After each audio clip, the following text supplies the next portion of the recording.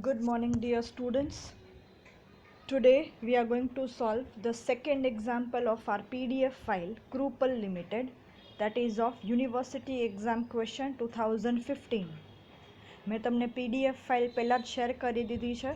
તમારે એની ફોટોકોપી કરાવીને ઝેરોક્સ કરાવીને પ્રિન્ટ કઢાવીને તમારી સામે જ રાખવાની છે જ્યારે બી આપણો સેશન આવે ત્યારે. અત્યારે કન્વિનિયન્સી માટે મેં સ્ક્રીન પર રાખી દીધો છે ક્વેશ્ચન, બટ એવરી ટાઈમ આ પોસિબલ નહીં બને. ઓલરાઈટ, તો તમારી સામે ફિઝિકલ કોપી આની હોવી જ જોઈએ. ક્વેશ્ચન નહીં સમજાય તો સોલ્યુશનમાં કંઈ જ ખબર નહીં પડે.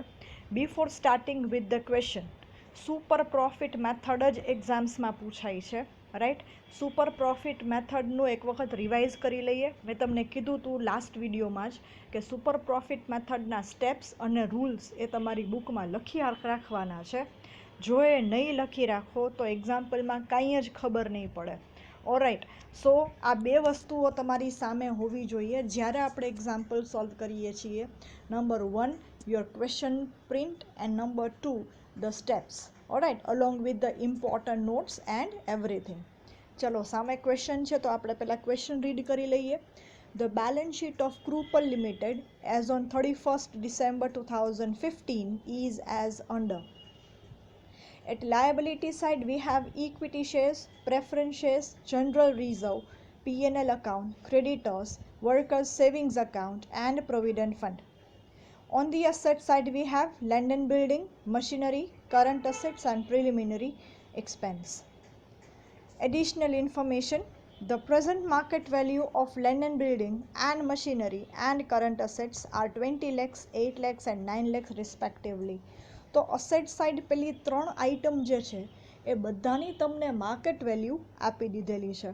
Alright, next, for the companies doing similar business and paying 16% dividend, market price of that equity share is double then it's paid up amount. હવે આ પોઈન્ટ ખાસ ધ્યાનમાં રાખવાનો છે. એક એવી કંપની છે કે જે સેમ બિઝનેસ કરે છે, એ 16% ડિવિડન્ડ આપે છે, પણ એની માર્કેટ પ્રાઇસ કેવી છે? પેઇડ અપ અમાઉન્ટ કરતાં ડબલ છે. ઓલરાઈટ, તો અહીંયા આપણે એક્સપેક્ટેડ રેટ ઓફ રિટર્ન શું લેવાનું? ડબલ વેલ્યુ એ 16% છે તો સિંગલ વેલ્યુ એ કેટલું આવે? 8%. રાઈટ, તો અહીંયા એક ટેકનિક યુઝ કરી છે. 16% છે એ double then it's paid up amount, તો આપણે પેઇડ અપ અમાઉન્ટ ઉપર જ આપીએ છીએ ડિવિડન્ડ. ઓલરાઈટ, સો ડબલ છે ત્યારે 16% છે તો સિંગલ એ કેટલું થાય? 8%. તો આપણે એક્ઝામ્પલમાં ધ્યાનમાં લેવાનું છે 8%. Okay, next, third point, last 4 years profit before 50% of tax provision of the company is as under. તો જો 4 yearsના ડેટા છે, પ્રોફિટ્સ છે અને વેઇટ્સ આપેલા છે, રાઈટ. એક ટેકનિક આપી દઉં, એક હિન્ટ આપી દઉં. વેઇટ્સ તમારે ક્યારે અલોટ કરવાના? કાં તો જો ક્વેશ્ચન મારી આ રીતે આપેલા જ હશે, જેમ આપેલા છે એમ વેઇટ્સ 1 2 3 4. ક્યારેક વેઇટ્સ નહીં આપેલા હોય છતાં પણ આપણે એક્ઝામ્પલમાં વેઇટ્સ કન્સિડર કરીએ છીએ. હવે આવું ક્યારે થશે? જો તમારો પ્રોફિટ છે એ ગ્રોથ ટ્રેન્ડમાં હોય કે ઇન્ક્રીઝિંગ ટ્રેન્ડમાં હોય ત્યારે આપણે આ રીતે લેવાનું. જો આ પ્રોફિટ જુઓ, 4 lakhs છે પહેલા યરમાં, પછી સેકન્ડ યરમાં શું થાય છે? 4,50,000. પછી થર્ડ યરમાં શું થાય છે? 5 lakhs. ફોર્થ યરમાં 6,50,000. So every year the profit is increasing, right. તો આને ગ્રોથ ટ્રેન્ડ કહેવાય, ઇન્ક્રીઝિંગ ટ્રેન્ડ કહેવાય. તો જ્યારે જ્યારે પ્રોફિટ ઇન્ક્રીઝિંગ ટ્રેન્ડમાં હોય ત્યારે આપણે વેઇટ્સ અસાઇન કરવા જ પડે. એક્ઝામ્પલમાં આમાં આપી દીધા છે વેઇટ્સ, એટલે કોઈ ઇશ્યુ નથી. પણ ગમે ત્યારે બીજા એક્ઝામ્પલ્સમાં ક્યારેક એવું બનશે કે પ્રોફિટ આપેલો હશે, વેઇટ્સ આપવાના છે કે નહીં એવું કીધું નહીં હોય, છતાં પણ આપણે વેઇટ્સ છે આપવા પડશે. ઓલરાઈટ, તો અહીંયા અત્યાર સુધીમાં 3 મેઇન ઇમ્પોર્ટન્ટ ટોપિક આવ્યા. તમારી અસેટ્સની માર્કેટ વેલ્યુ આપી દીધેલી છે, પછી એક્સપેક્ટેડ રેટ ઓફ રિટર્નની આપણે વાત કરી, અને ત્રીજી વાત કરી વેઇટ્સની. બરાબર. જ્યારે જ્યારે હું નવો પોઈન્ટ કહું છું, ના સમજાય ત્યારે કીપ રાઇટિંગ રનિંગ નોટ્સ. પછી વિડીયો પોઝ કરો છો, ફોરવર્ડ કરો છો કે રિવાઇન્ડ કરો છો, પ્રોપર સાંભળો, પોઝ કરીને પહેલાં લખી લ્યો. ભલે સાઈડમાં ગુજરાતીમાં લખો તો ગુજરાતીમાં લખો, બટ અ કન્ડિશન ઇઝ કે તમને સમજાઈ જવું જોઈએ, રાઈટ?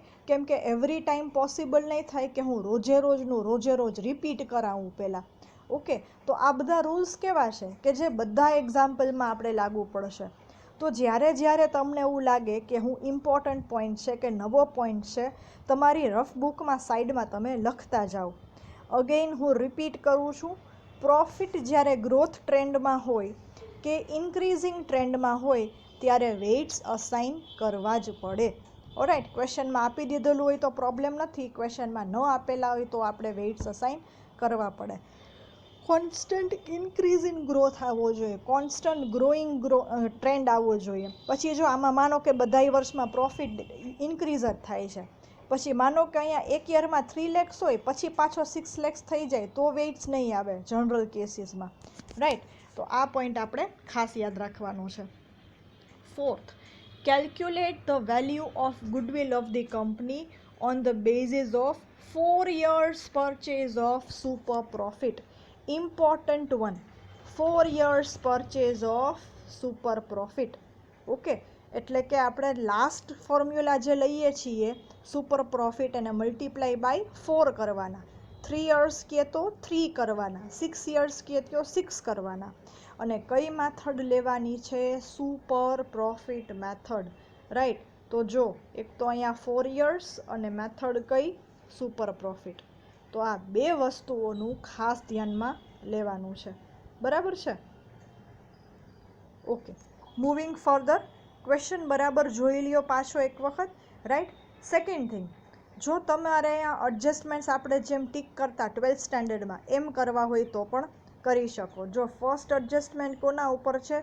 લેન્ડ એન્ડ બિલ્ડિંગ ઉપર, તો લેન્ડ એન્ડ બિલ્ડિંગ ટીક કરો. પછી કેના ઉપર છે? મશીનરી ઉપર, તો મશીનરી ટીક કરો. અને પછી કોના ઉપર છે? કરંટ અસેટ્સ ઉપર, તો કરંટ અસેટ્સ ટીક કરો, right? So that whenever you are calculating the example, whenever you are solving your capital employed, ભૂલથી તમારાથી આ બુક વેલ્યુ લેવાઈ જશે નહીં. જેવું એક્ઝામ્પલમાં ટીક જોવો એટલે આઈડિયા આવી જશે કે એની નવી વેલ્યુ લેવાની રહેશે. પ્રિલિમિનરી એક્સપેન્સ આપણે ક્યાંય ધ્યાનમાં લેવાના નથી, કેમ કે આપણા રૂલ્સ પ્રમાણે ફિક્ટિશિયસ અસેટ આપણે કન્સિડર કરતા નથી. So preliminary expenses are the fictitious asset. Fine, એ તમારા ડેફર્ડ રેવન્યુ એક્સપેન્સ છે કે ફિક્ટિશિયસ અસેટ છે, જે આપણે આમાં કન્સિડર કરવાના નથી. Alright, so be very clear with all this things. Fine, આટલી વસ્તુઓ ખાસ ધ્યાનમાં રાખશો. ચલો હવે જઈએ આપણે એક્ઝામ્પલ ઉપર, એના સોલ્યુશન ઉપર. સી, ક્વેશ્ચન તમારી સામે જ રાખવાનો છે. કેપિટલ એમ્પ્લોયડની પહેલાં તો સૌથી પહેલો step capital employed. Capital employed calculate કરવા માટે આપણે 4 રૂલ્સ યાદ રાખેલા હતા. રૂલ નંબર 1, અસેટ્સ બધી માર્કેટ પ્રાઇસ પર લેવાની. જો ન આપેલી હોય તો કઈ વેલ્યુ પર લેવાની છે? બુક વેલ્યુ પર. Rule number 2, investment related. Trading investment જ આમાં લેવાના છે, નોન ટ્રેડિંગ ઇન્વેસ્ટમેન્ટ લેવાના નથી. તો તમારા એક્ઝામ્પલમાં જો ઇન્વેસ્ટમેન્ટ સબસિડિયરી કંપનીમાં કરેલું હોય, કે સિંકિંગ ફંડ ઇન્વેસ્ટમેન્ટ હોય, કે ડિપ્રિસિએશન ફંડ ઇન્વેસ્ટમેન્ટ હોય, પીએફ ઇન્વેસ્ટમેન્ટ હોય, આવું સ્પેસિફાય કરેલું હોય તો જ આમાં કન્સિડર કરવાના રહેશે. પણ આ એક્ઝામ્પલમાં આપણને ઇન્વેસ્ટમેન્ટ આપેલા જ નથી, એટલે સેકન્ડ પોઈન્ટ આપણે આ એક્ઝામ્પલ પૂરતો ધ્યાનમાં લેશું નહીં. Point number 3, fictitious assets are not to be considered. એટલે કે અવાસ્તવિક મિલકતો આપણે ધ્યાનમાં લેવાની નથી. તો જો અહીંયા અસેટમાં આપણે પ્રિલિમિનરી એક્સપેન્સીસ લીધા નથી. અને છેલ્લે પ્રેફરન્સ શેર કેપિટલ તમારે તમારી કેપિટલ એમ્પ્લોયડમાંથી ડિડક્ટ કરવી પડે. ઓરાઇટ, તો સૌથી પહેલાં સ્ટાર્ટ કરીએ ટોટલ અસેટ. તો જો ત્રણેયની માર્કેટ વેલ્યુ આપેલી જ છે, તો ત્રણેયની શું કન્સિડર કરી? માર્કેટ વેલ્યુ, જે તમને આપેલી છે એડજસ્ટમેન્ટ નંબર 1માં. પછી છે મશીનરી એન્ડ કરંટ અસેટ. તો આ ત્રણેય તમારી શું થઈ ગઈ? Total assets minus total liability, creditors, workers savings account and provident fund. તો આમાં આપણે જનરલ રિઝર્વ કે પીએનએલ અકાઉન્ટ કે કાંઈ ધ્યાનમાં નહીં લઈએ, એ આપણા રિઝર્વ્સ કહેવાય. અહીંયા ખાલી લાયબિલિટીઝ જ ધ્યાનમાં લેવાની રહેશે. બરાબર છે? તો અહીંયા લાયબિલિટીઝમાં આવી ગયું ક્રેડિટર્સ, વર્કર્સ, સેવિંગ્સ અકાઉન્ટ આપણી લાયબિલિટી કહેવાય અને પ્રોવિડન્ટ ફંડ પણ આપણી લાયબિલિટી કહેવાશે. બરાબર છે? સો total assets 37 lakhs minus total liabilities એટલે કેટલી થઈ? 7 lakhs. તો જો કેપિટલ એમ્પ્લોયડ છે તમારી 30 lakhs. હવે બાય મિસ્ટેક મેં પ્રેફરન્સ શેર્સ એમાંથી ડિડક્ટ નહોતા કર્યા, તો જો નીચે સેકન્ડ સ્ટેપમાં મેં કેલ્ક્યુલેશન કરી નાખ્યું હતું 2,40,000નું, પણ એ રોંગ છે. મેં આ રીરાઇટ એટલે જ નથી કર્યું કે ખાસ તમને મારે બતાવવું હતું કે એક નાની ભૂલ તમને કેટલી મોટી પ્રોબ્લેમ આપશે. રાઈટ?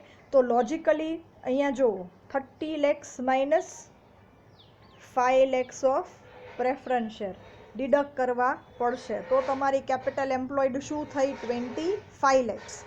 હવે સેકન્ડ ટોપિક, તો જો ફર્સ્ટ પોઈન્ટમાં મિસ્ટેક થશે એટલે સેકન્ડ પોઈન્ટમાં થશે, સેકન્ડ પોઈન્ટમાં મિસ્ટેક થશે એટલે સુપર પ્રોફિટમાં થશે, સુપર પ્રોફિટમાં મિસ્ટેક થશે એટલે ગુડવિલમાં મિસ્ટેક થશે, એટલે અલ્ટિમેટલી તમારો એન્સર ઇનકરેક્ટ આવશે અને પૂરા માર્ક્સ મળશે નહીં. સો કેપિટલ એમ્પ્લોયડ છે એ આપણો બેઝ કહેવાય. જો બેઝ જ સાઉન્ડ નહીં હોય તો બિલ્ડિંગ પણ સાઉન્ડ બને નહીં. રાઈટ? તો સૌથી પહેલાં કેપિટલ એમ્પ્લોયડ કેલ્ક્યુલેટ કરવા ટાઈમે ડબલ શ્યોર થઈ જવાનું કે તમે જે અમાઉન્ટ્સ લખી છે પ્રોપર છે કે નહીં, એ તમે પ્રોપરલી પ્લેસ કરી છે કે નહીં. અમાઉન્ટ છે ભૂલથી બુક વેલ્યુ નથી લેવાઈ ગઈ ને, ભૂલથી એકની જગ્યાએ બીજી નથી લેવાઈ ગઈ ને, એ ખાસ ધ્યાનમાં રાખવાનું છે. રાઈટ? સો કેપિટલ એમ્પ્લોયડ કેટલી થશે? 30 lakhs minus preference share capital 5 lakhs. તો કેટલું છે? 25 lakhs થશે તમારું capital employed. Second point, expected profit.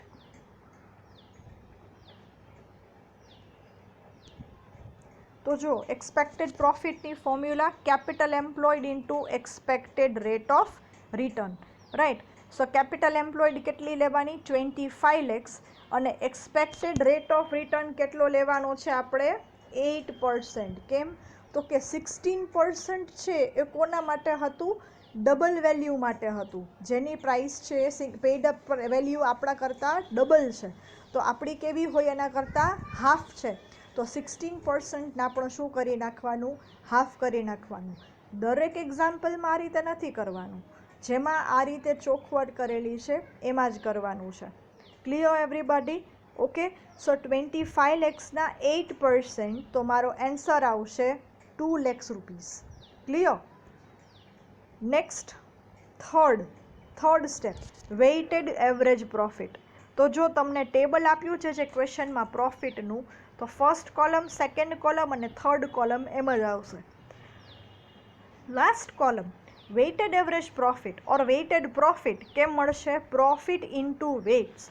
So first point 4 lakhs into 1 that is 4 lakhs, 4,50,000 into 2 lakhs એટલે 9 lakhs, 5 lakhs ઇન્ટુ 3 એટલે 15 lakhs એન્ડ 6,50,000 ઇન્ટુ 4 એટલે 26 lakhs. પછી વેઇટેડ પ્રોફિટનો ટોટલ કરવાનો છે, so that would be 54 lakhs which is called total weighted profit. અને વેઇટ્સનો પણ total કરવાનો છે વિચ ઇઝ 10. 1 + 2 + 3 + 4. ઓકે, આ રીતે 1 + 2 + 3 + 4 એટલે કેટલા થઈ ગયા? 10. સો વેઇટેડ એવરેજ પ્રોફિટની ફોર્મ્યુલા થશે total weighted profit divided by total of weights, એટલે 54 lakhs ડિવાઇડેડ બાય 10. જો 10ની જગ્યાએ ખાલી 4 લખશો, કેમ કે 4 વેઇટ્સ છે 1 2 3 4, તો ખાલી 4 લખશો તો આન્સર ખોટો આવશે. રાઈટ? એટલા માટે હું ચોખવટથી બોલું છું, total weighted profit divided by total of weights. Total of weights, વેઇટ્સનો ટોટલ. બરાબર છે? હું ખાલી ટોટલ વેઇટ્સ બોલું તો કેટલા થયા? 4 થયા. પણ હું એમ કહું કે ટોટલ ઓફ વેઇટ્સ એટલે કે વેઇટ્સનો ટોટલ, વેઇટ્સનો સરવાળો. સો દેટ ઇઝ 4 + 3 + 2 + 1 ઓર 1 + 2 + 3 + 4 એટલે કેટલા થશે? 10. બરાબર છે? સો your weighted average profit will be 5,40,000. સમજાણું? Clear everybody? ઓકે. સો નાવ નેક્સ્ટ 3 પોઈન્ટ્સ કરીએ આપણે, કેપિટલ એમ્પ્લોયડ, એક્સપેક્ટેડ પ્રોફિટ અને વેઇટેડ એવરેજ પ્રોફિટ. તો વેઇટેડ એવરેજ પ્રોફિટ કેટલો આવ્યો? 5,40,000. હવે ઇમ્પોર્ટન્ટ પોઈન્ટ આવે છે આપણો વેઇટેડ એવરેજ એડજસ્ટેડ પ્રોફિટ. જે ટેબલ મેં તમને આપેલા હતા, જે ટેબલમાં તમને બધાને હજી કન્ફ્યુઝન છે, આપણે એ ટેબલની વાત કરીએ છીએ, રાઈટ. મેં તમને 2 ટેબલ આપેલા છે. when profit is tax free, when investment is tax free and when interest on investment is taxable, right. આ 2 મેં તમને ટેબલ આપ્યા છે. but remember one thing, in this example there is no any investment, તો interest on investment deduct કરવાની જરૂર છે નહીં, રાઈટ. તો સિમ્પલ જ આપણે લઈએ છીએ.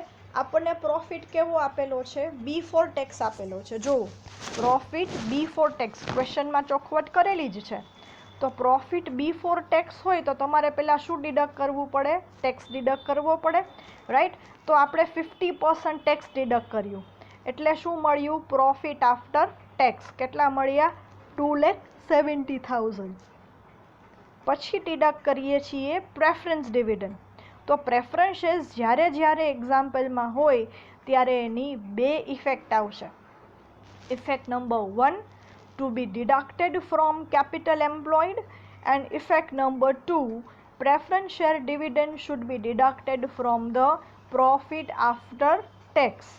આઈ રિપીટ, લખવું હોય તો લખી લેજો. whenever there are preference shares in the example, comma, 2 effects should be given. Number 1, deduct preference share capital from capital employed. Deduct preference share capital from capital employed. And effect number 2, deduct deduct preference dividend. Deduct preference share dividend from profit after tax. I repeat the second point, deduct preference share dividend from profit after tax. તો જ્યારે preference shares આપેલા હોય એક્ઝામ્પલમાં ત્યારે 2 effect, પૂરેપૂરી capital એમ્પ્લોયડમાંથી deduct થશે અને ખાલી preference share dividend છે પ્રોફિટ આફ્ટર ટેક્સમાંથી, રાઈટ. હવે જો આનું સિમ્પલ લોજિક સમજો કે આ 2,20,000 શું છે? તો કે ઓરિજિનલ એવરેજ પ્રોફિટ કંપનીનો કેટલો છે? 5,40,000. First line 4th સ્ટેપની. પછી તમારે એમાં ટેક્સ પે કરવો પડે. તો ટેક્સ કેટલા પે કર્યા? 2,70,000, બરાબર. સો પ્રોફિટ આફ્ટર ટેક્સ કેટલો આવે? 2,70,000 અગેન, કેમ કે 50% ટેક્સ છે. હવે આ પ્રોફિટમાંથી સૌથી પહેલાં શું પે કરવું પડે? પ્રેફરન્સ ડિવિડન્ડ પે કરવું પડે. તો કેટલું પે કરી દીધું? 50,000, રાઈટ. તો હવે આ જે 2,20,000 રૂપીઝનો પ્રોફિટ છે એ પૂરેપૂરો કોનો કહી શકાય? એના ઉપર પૂરેપૂરો રાઇટ કોનો કહી શકાય? ઇક્વિટી શેર હોલ્ડર્સનો. ફાઇન. એટલા માટે આને કેવો કે પ્રોફિટ કહેવાય છે? Weighted average adjusted profit. એટલે કે તમારું કંપનીનો ફાઇનલ પ્રોફિટ કેટલો છે? 2,20,000, રાઈટ. હવે પોઈન્ટ નંબર 5, સુપર પ્રોફિટ. તો કેમ મળશે? Weighted average adjusted profit minus expected profit. હવે સુપર પ્રોફિટ એટલે શું? Extra profit, additional profit. તો મને એડિશનલ પ્રોફિટ થયો છે એવું ક્યારે કહેવાશે? તો કે મારો જે પ્રોફિટ થયો છે એ મારા શેર હોલ્ડર્સની ધારણા કરતાં વધારે થયો છે. સમજાણું? તો એને મારો સુપર પ્રોફિટ કહેવાય. તો શેર હોલ્ડર્સની ધારણા કરતાં જેટલો પ્રોફિટ વધારે થયો છે એને કેવો પ્રોફિટ કહેવાય? સુપર પ્રોફિટ કહેવાય. તો સિમ્પલ લેંગ્વેજમાં હું કહું તો એક્સપેક્ટેડ પ્રોફિટ કેટલો છે? 2 lakhs. કેવી રીતે મળ્યો? તો કે કેપિટલ એમ્પ્લોયડના 8%.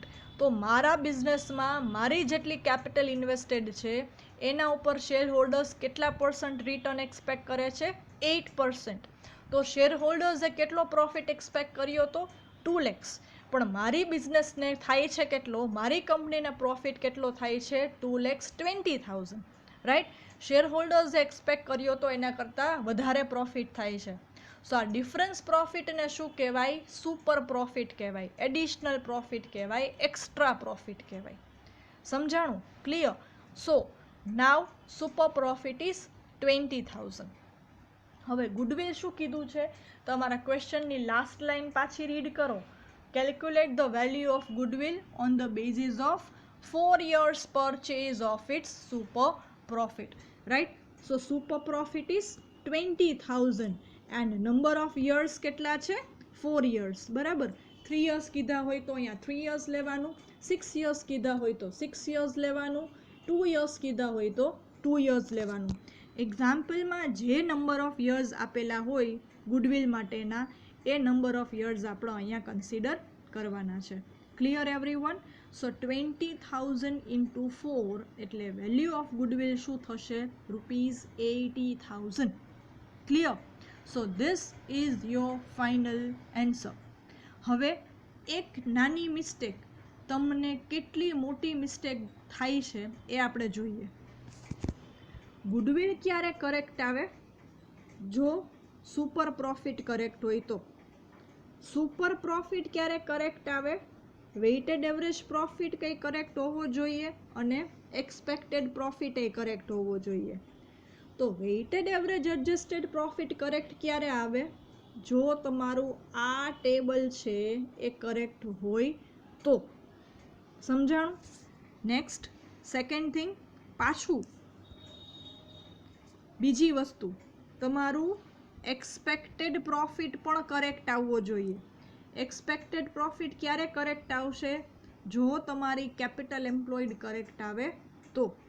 બરાબર છે? એટલે હરી ફરીને અગેઇન બધી વસ્તુ કોના ઉપર આવે છે? કેપિટલ એમ્પ્લોયડ ઉપર જ આવે છે. Clear everybody? So starting from the very first item you need to be very careful. Okay? Otherwise તમારો આખો 10-15 માર્કનો જે એક્ઝામ્પલ છે એ એકદમ નાની ભૂલને હિસાબે ખોટો પડશે. સમજો છો? સો ઇન દેટ કેસ બહુ જ ધ્યાન રાખીને કેલ્ક્યુલેશન કરવાનું છે.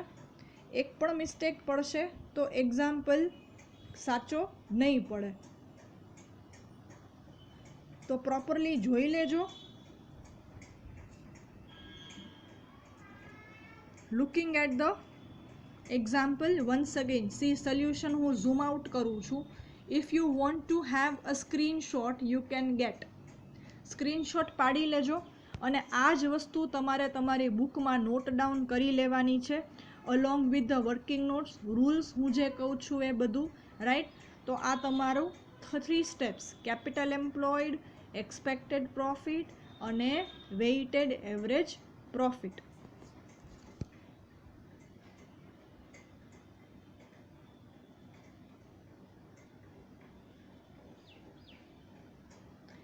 મૂવિંગ ફર્ધર, ચલો આ તમારો 4th પોઈન્ટ અને 5th પોઈન્ટ અને 6th પોઈન્ટ ઝૂમ કરું છું. તમારે સ્ક્રીનશોટ લેવો હોય તો લઈ લેજો.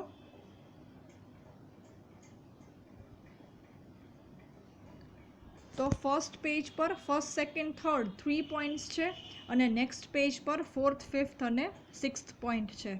આ એક્ઝેક્ટલી મેં જેમ લખેલું છે એમ તમારે તમારી બુકમાં પરફેક્ટલી લખવાનું છે. જો લખશો નહીં તો તમને કાંઈ જ ખબર નહીં પડે. હું તમને પછી પ્રેક્ટિસના એક્ઝામ્પલ પણ આપી દઈશ, right? So be clear with the same. Okay?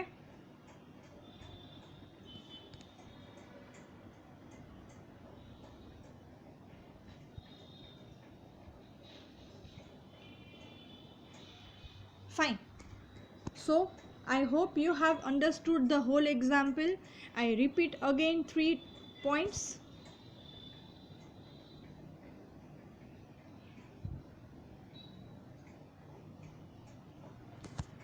Capital employed, expected rate of return, average profit or weighted average profit. જો એવરેજ પ્રોફિટ અને વેઇટેડ એવરેજ પ્રોફિટમાં શું ડિફરન્સ છે? તમે વેઇટ સાથે મલ્ટીપ્લાય કરો છો તો that is called weighted profit. Alright? So weighted average profit. Next weighted average adjusted profit. Weighted average profit તો આપણો થર્ડ પોઈન્ટ છે. ફોર્થ પોઈન્ટ શું છે? Weighted average adjusted profit. Why? Because we have done this adjustments in our weighted profit, right? કે tax deduct કરીએ છીએ, preference dividend deduct કરીએ છીએ, etcetera etcetera. Next is super profit. Okay, તો super પ્રોફિટની formula weighted average adjusted profit minus expected profit. હું સ્ટેપના number wise તમને કહું તો આપણે એવું કહી શકાય, step number 4 minus step number 2. Okay, તો એ આપણો થયો super profit. Okay, sixth, goodwill. Super profit into number of years of purchase. પ્રોફિટના જેટલા યર્સ હોય એટલા જ હોય એવું કમ્પલસરી નથી. તો એક્ઝામ્પલમાં બરાબર રીડ કરી લેવાનું છે, right? So super profit into 4 એટલે કે સ્ટેપના નંબર વાઇઝ કહું, so step number 5 into number of years of purchase. So your last step is goodwill which is 80,000 rupees. Okay, તો ફર્સ્ટ એક્ઝામ્પલ તમારા જે લીથોનું છે એનું નામ છે બોમ્બે ટેક્સટાઇલ લિમિટેડ. એ આપણે આવતીકાલે સોલ્વ કરીએ છીએ, રાઈટ? એક મેં અલગથી એક્ઝામ્પલ આપ્યો હતો લાસ્ટ લેક્ચરમાં, જેમાં એક કરેક્શન હતું, ભૂલથી લખાઈ ગયું હતું વિડીયોમાં મારાથી ફર્નિચર 5,000 પણ એને 6,000 લેવાનું છે. બાકી ટોટલ આન્સર બધું બરાબર છે, એમાં કાંઈ જ ચેન્જ નથી. પણ 5,000ની જગ્યાએ શું લેવાનું છે? 6,000 લેવાનું છે. ક્લિયર? તો આવતીકાલ સુધીમાં તમારી બુકમાં મને પહેલાં તો સુપર પ્રોફિટ મેથડના સ્ટેપ લખેલા હોવા જોઈએ, along with important notes and table. પછી પ્રીવિયસ લેક્ચરનો એક્ઝામ્પલ સોલ્વ કરેલો તૈયાર હોવો જોઈએ અને આજનો એક્ઝામ્પલ લખેલો હોવો જોઈએ. આ 3 વસ્તુઓ તમારે આવતીકાલ સુધીમાં પૂરી કરી જ લેવાની છે. જો નહીં કરો તો કાંઈ જ ખબર આગળ પડશે નહીં. ઓકે, અને જ્યાં સુધી બધું રેગ્યુલરાઇઝ નહીં થાય ત્યાં સુધી બધા સેશન્સ આમ જ લેવાના છે. Clear? So be very clear with the same, right? અને રોજે રોજ રીડ કરતા જજો. Read or listen the video again and again. Pause કરીને પાછું જે લખવાનું છે લખી લ્યો, સ્ક્રીનશોટ લઈ લ્યો. ખાલી સ્ક્રીનશોટ લઈ લીધા અને વિડીયો ડાઉનલોડ કરી લીધો એટલે બુક બનાવવાની જરૂર નહીં પડે એવું બિલકુલ વિચારતા નહીં. ગમે ત્યારે યુટ્યુબ ચેનલ પરથી વિડીયોઝ બધા ડિલીટ થઈ જશે, રાઈટ? અને તમને ડાઉનલોડની ખબર છે, જો 15 ડેઝ સુધી કે 1 વીક સુધી વાઈફાઈની અવેલેબિલિટી ના હોય તો તમારા ડાઉનલોડ્સ છે રિફ્રેશ નહીં થાય, રાઈટ? સો તમારી પાસે નોટબુકમાં બધી વસ્તુઓ લખેલી હોવી જ જોઈએ. Alright, so be clear with the same. અને અત્યાર સુધીમાં આટલું તમે લખી જ નાખજો. ઓલરાઈટ, નેક્સ્ટ લેક્ચરમાં આપણે બીજો એક્ઝામ્પલ કેલ્ક્યુલેટ કરીએ છીએ. Alright, okay, thank you all so much.